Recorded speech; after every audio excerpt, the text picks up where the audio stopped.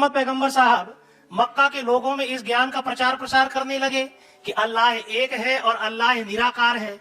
लेकिन मक्का में उस समय एक आयताकार जगह हुआ करती थी और उस आयताकार जगह के चारों तरफ 360 से 365 अलग अलग देवी देवताओं की मूर्तियां हुआ करती थी। माना जाता है उस समय अरब में 360 से 365 कबीले थे और हर कबीले की एक देवी या देवता की मूर्ति होती थी। 365 दिनों में एक दिन एक कबीले के लिए निर्धारित रहता था।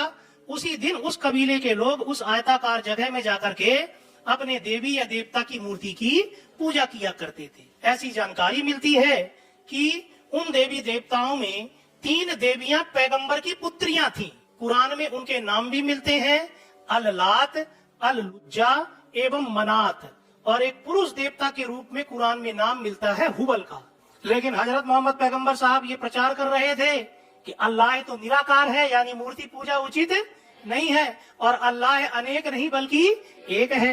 इसलिए मक्का के लोगों ने इनका विरोध करना शुरू कर दिया। उसी समय 619 में कुरैश कबीला के जो प्रमुख थे, इनके चाचा अबू तालिब, उनकी मृत्यु हो गई और इसी वर्ष इनकी पत्नी खदीजा की भी मृत्यु हो गई। इन दोनों के मरने के बाद हजरत मोहम्मद पैगंबर साहब का जनाधार कमजोर हो गया और कुरैश कबीले का नया प्रमुख यानी शेख बन गया अबू जहल। अबू जहल रिश्ते में इनके चाचा लगते थे, लेकिन वो मूर्ति पूजक थे। इसलिए उन्होंने हजरत मोहम्मद पैगंबर साहब के विचारों का विरोध किया और हजरत मोहम्मद पैगंबर साहब पर मक्का में कई बार कातिलाना हमले होने लगे। हजरत मोहम्मद पैगंबर साहब ये समझ गए कि मक्का में लंबे समय तक रुकना सुरक्षित नहीं है। मक्का के नजदीक ही सऊदी अरब में एक और शहर है मदीना। मदीना में 2 कबीले थे, एक औस कबीला और दूसरा खजराज कबीला। ये दोनों कबीले आपस में लड़ते झगड़ते रहते थे। इन दोनों कबीलों के शेखों को, सरदारों को कहीं से पता चला कि मक्का में एक विद्वान व्यक्ति है जिसने देश विदेश की यात्राएं की हैं और जो दावा करता है कि उसे अल्लाह ने ज्ञान दिया है, वो यदि मदीना आ जाए तो हमारे परंपरागत झगड़े को सुलझा सकता है।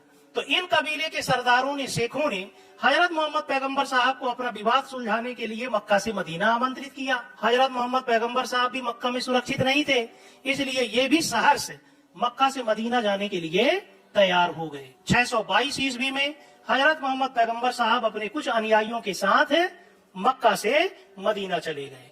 इस घटना को इतिहास में हिजरत कहा जाता है।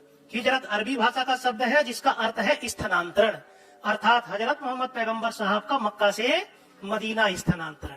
622 ईस्वी की यह तिथि बड़ी महत्वपूर्ण है। तीसरे नंबर के खलीफा इस्लाम धर्म में हुए थे हजरत उमर।